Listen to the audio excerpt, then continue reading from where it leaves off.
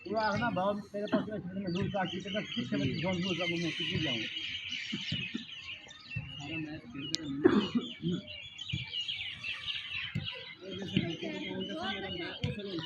यार नहीं मत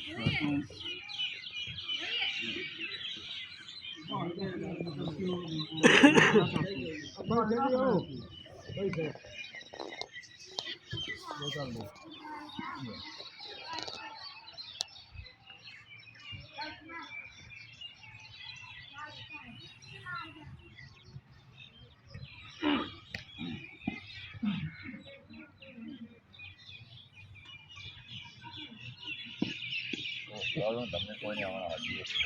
मैं आपको नहीं आना हमारी कोई नहीं आना कोई नहीं आना साहब ये बड़ा कल लग जाता है आप बताएं साहब के ठीक है अभी क्या बताना समझ लेना